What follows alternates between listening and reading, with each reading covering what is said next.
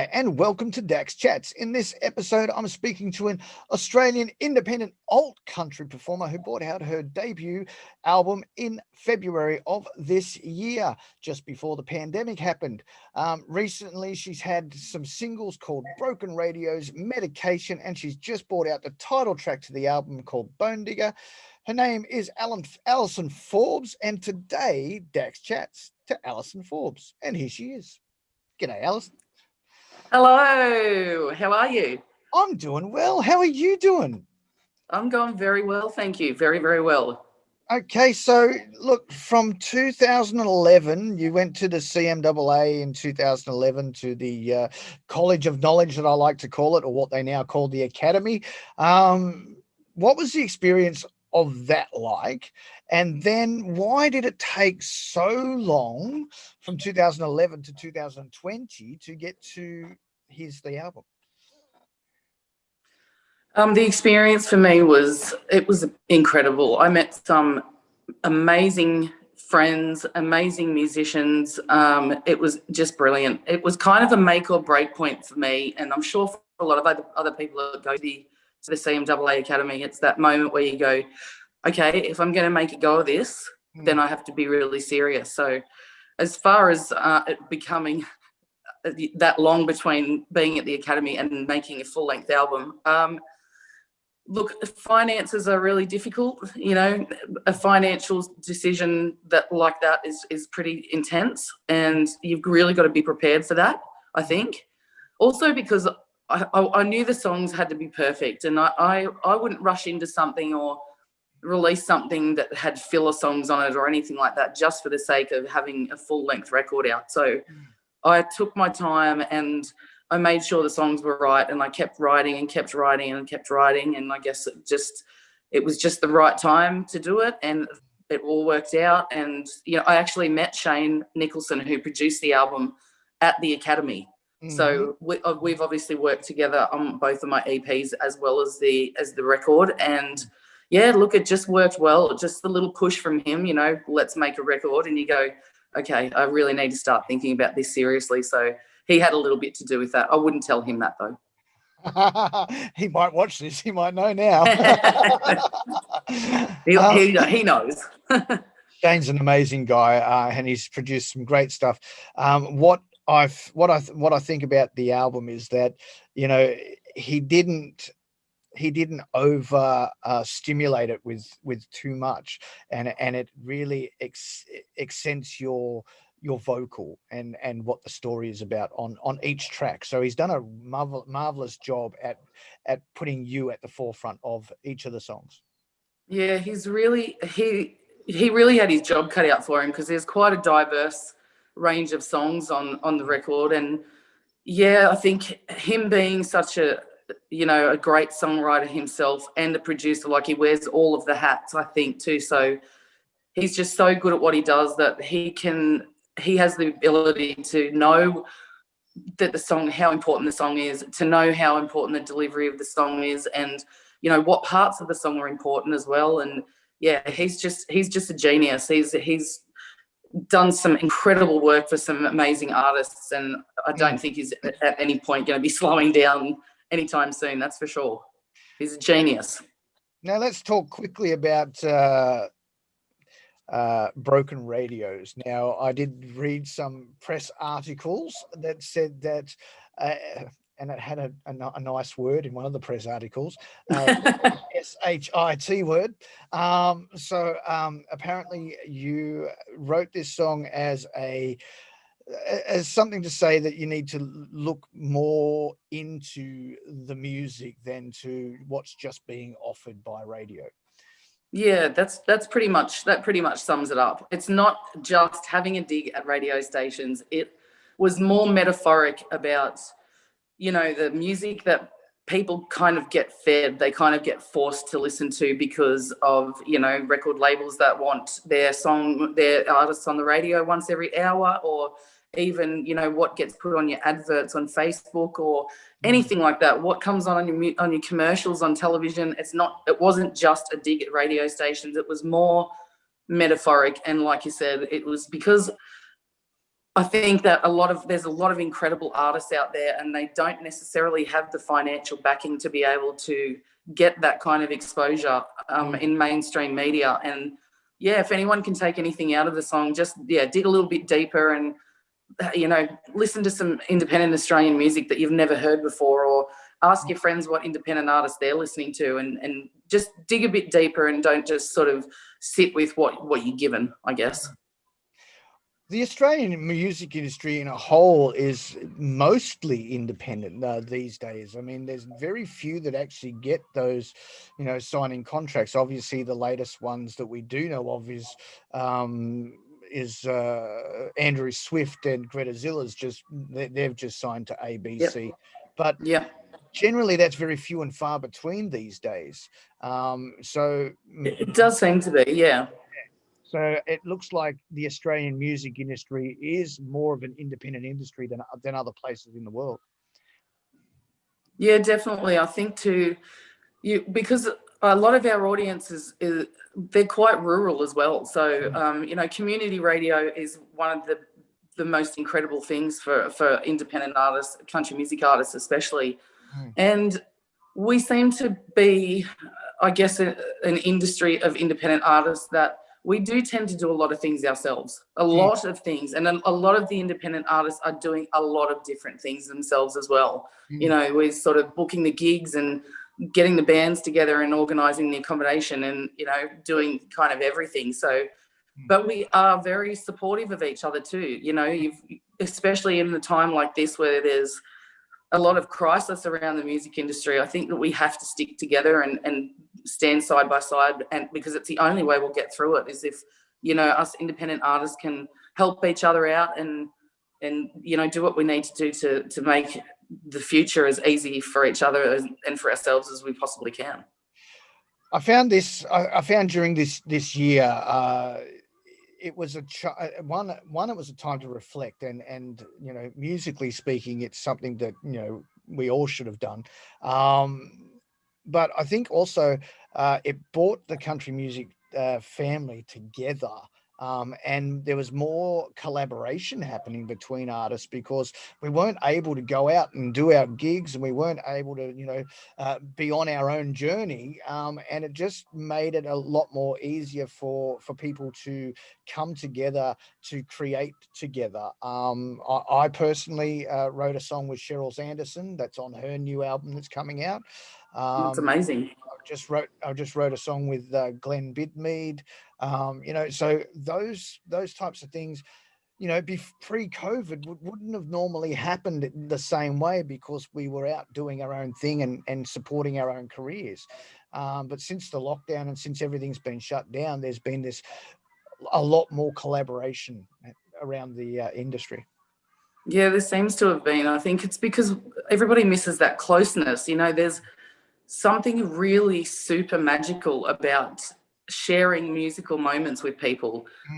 You only have to go to any festival or any real performance, and there's always people that their friends are jumping up and singing, and so and so's come along to do a guest spot, and blah blah blah. It's always whoever you go and see and friends, and that closeness that you have with your band when you're playing together. It's those musical moments that are just really special are something that you kind of crave when they're not there. You just go, where are those emotions and those feelings when you can't get out to shows and spend time singing with people or co-writing in the same room or whatever. And I feel like we probably overcompensated by just going, let's just write with everybody. Let's just do as much as we can with everybody that we know. And it's beautiful. I mean, I've heard some incredible collaborations come out of COVID, and I'm excited about I personally did the same thing. I have just recorded my very first co-write, and it was through COVID. So, it's something that I have never done before. I haven't recorded a co-write before, and who knows what's going to come out of it. It's really exciting, but I definitely think missing that real unique musical closeness with people is something that I think people just really craved. Yeah, well, I was the same, and I've been writing songs since 1997, and Yeah, like recording music, self-producing, or using producers. I've done it a number of ways, but it's always been my way. And when it came to COVID and being in lockdown, I mean, back in 2019, I didn't really co-write the song. I sort of I wrote the whiskey, and then I just threw it at Troy, at Troy Kemp, and said, yeah, what do you think of this song? And he threw a couple of ideas back, and so it sort of became a co-write just because he threw some ideas back. But yeah. you That's know, what it's all about, though. That's what it's all about. Just having those mm, brainstorming ideas where one thought or one line or one word will trigger something completely different. yeah, That's the beauty of co-writing, is that it can be a tiny piece of research that you've done into the subject of the song, or yep, one comment that might just create this whole other thought process that you would never have had if they weren't there. It's a really exactly. amazing thing. Exactly, and so this year when I did with Cheryl Anderson from Anderson Lane, I had this song. I pulled it back out of the cobwebs. Dusted it off. It'd been Yeah, sitting there for 2 years, and I was rewriting it because we were stuck in lockdown. I was just playing around with the song, and I just thought to myself, I thought, I know someone who could actually do something to this. So I just sent her a message. I said, "You want to do a co-write?" She was all for it. I sent her what I've got. She sent me back, some changes and stuff like that.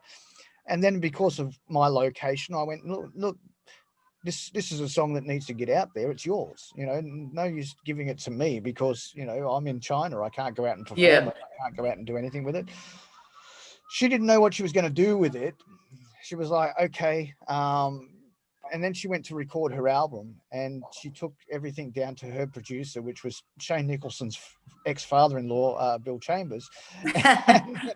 And he heard the track, and she wasn't completely satisfied, but he heard the track and said, no, you need to put that on the album. So Great. so here I am now with a song that I co-wrote, that started off in 2018, and it's been produced by Bill Chambers, and I'm sitting there going, what just happened? It's beautiful. That's a beautiful thing. It's another thing about writing songs is watching them grow into what they become. It's such a special process to witness Yep. and to just observe how it goes from this tiny idea in your head Mm, that becomes this thing that was given birth to by two people, and then how it goes on to involve all these other people, and how it grows into the final, the way it finally sounds. It's such an that's amazing thing. It's an absolutely. amazing thing. Absolutely. And when I heard the mastered version, nobody else has heard it yet, but when I heard the mastered version, I was in love with the song. I'm like, that is just brilliant. So kudos to Bill. Lovely. Bloody awesome I job. can't wait to hear it. That's really exciting. Duncan Toombs on guitar. Just awesome. Oh yeah, he goes all right, I suppose, doesn't he? He goes all He's right, doesn't amazing. he? Incredible player, incredible singer. Yeah. I hear he's got some stuff coming out. Yeah, he's actually, while he He was in does, yeah, it's really exciting. Yeah. So anyway, let's get back to you. The new single is the title track off the album Bone Digger. It came out on the 29th of October. It was not meant to be a Halloween song, but It wasn't. it fell just before Halloween. Talk to us about Bone Digger. uh, Look, that was an idea I had that I sat on for quite a while. Hmm. I knew what I wanted the song to be about, but I wasn't really sure how to execute it. So I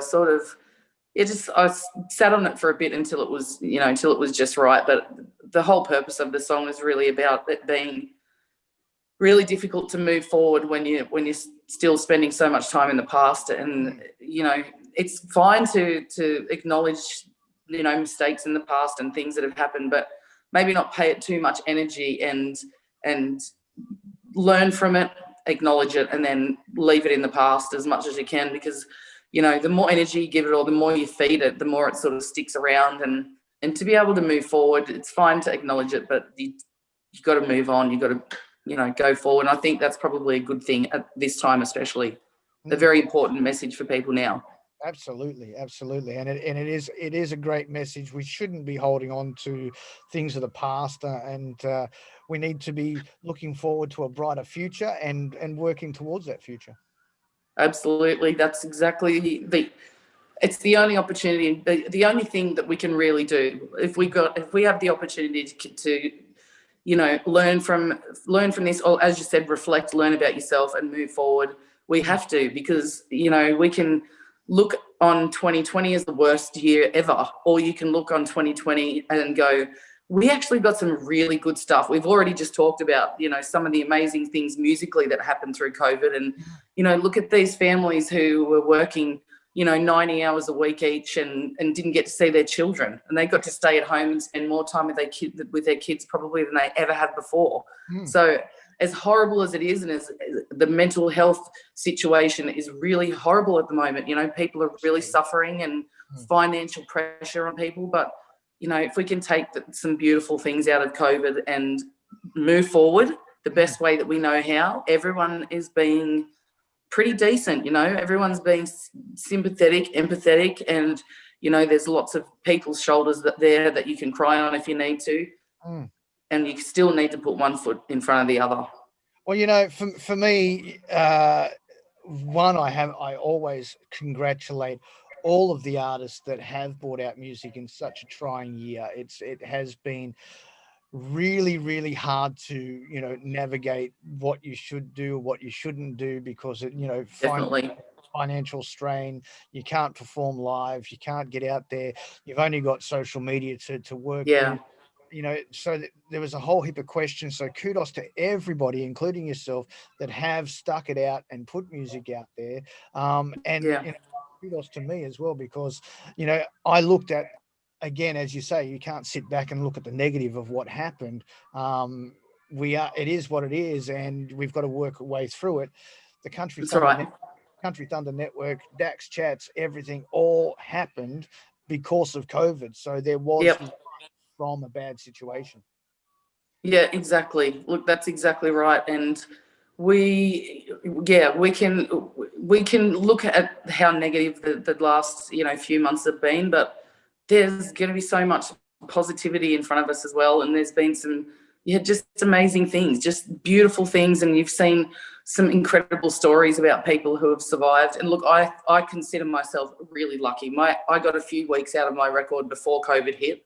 There's people that are a lot worse off than me that had to change, way more plans than I did. So I still think I'm very, very lucky. But look, we've just got to be as positive as we can, and just we can't change the past, but we can definitely change what happens in front of us. That is for sure. So talking about the past, talking about being positive into the future, what is to come for you in later this year or 2021? What's coming? Well, I decided that I wouldn't panic buy toilet paper. I would panic record a new album. So I've got a brand new album that's sitting there, ready to go, that I recorded via correspondence, which was very new for me, with Matt Fell. So it'll be coming out sometime next year, but I can't give too much away just yet. And also, it's kind of tough for us to make plans right now, but look, we're working on it the best way we can at the moment. And yes, a brand new single will not be very far away. So how did you feel about going from Shane Nicholson to Matt Fell? Because they're two very different producers. So they do have very different sounds, and it's quite comfortable for me with Shane. Obviously, we have a great working relationship. He knows my music so well. This bunch of songs, I think, just deserved just some different attention. Not either better or worse, but different, because Matt and Shane are both, they're both musical geniuses. What they do is absolutely incredible. And if you were going to trust your music with anybody through a lockdown, and I'm doing it via correspondence, it could only be Matt or Shane, I'm sure. But and Michael's done some amazing stuff. Michael Carpenter. He has, absolutely. I haven't heard anything that he's done in lockdown yet. I'm not production wise, but he's another musical genius. Play anything, sing anything. Oh, it's so annoying. It's not fair. People have that much talent.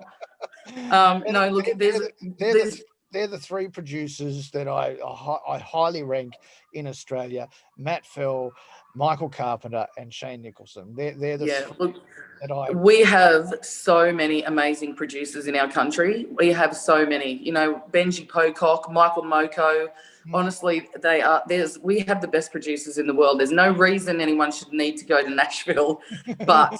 Look, the whole process of the recording for me was weird because of lockdown and you know, having to do it via correspondence was a new thing for me, because I've obviously been in the studio with Shane for all of the recording so far. So look, it was, you know, Matt he's a professional. He works fast. He milked every emotion out of these songs that he possibly could, and hearing that just from a vocal demo and a guitar demo just blows my mind. And I mean, you know, just being able to come up with how these songs have come up is it's just beyond me. I just don't know how they do it, but he has absolutely nailed the emotion in this, and everyone that played on it, they really took it to the next level. And I think people were just desperate to be playing, and I think the passion probably came out on this record. So I'm very grateful, very, very grateful. Well, I'm looking forward to hearing this album, because I think it's going to be another excellent album. Congratulations on Bone Digger and all the success you've had from that. It has been awesome throughout a trying time of a year. Thank you. You've done very well. And thank you very much for taking the time to talk to Dax. I am so, so happy to be on the show. Thank you so much for talking to me. I appreciate it very much. And stay safe over there. Thanks. No worries. I always do. Don't you worry. And you stay safe as well. Absolutely. Thanks so much again for having me. I really appreciate it. No worries.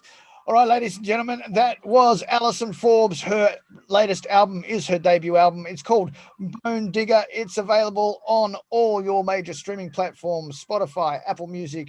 You can download it from iTunes, Google Play, Amazon, all of those fantastic places.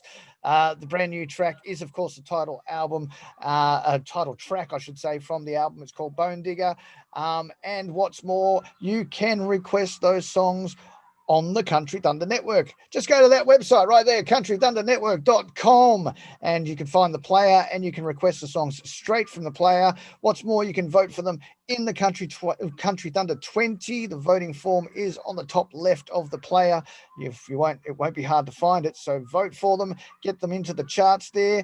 And I'd like to thank our sponsors, Fab APC, for coming on board. Thank you very much for your time. And as always, we are proudly supported by Neon Horse in Stanhope, Victoria. Until next time, this is DJ Dax. You've been watching Dax Chats. Bye for now.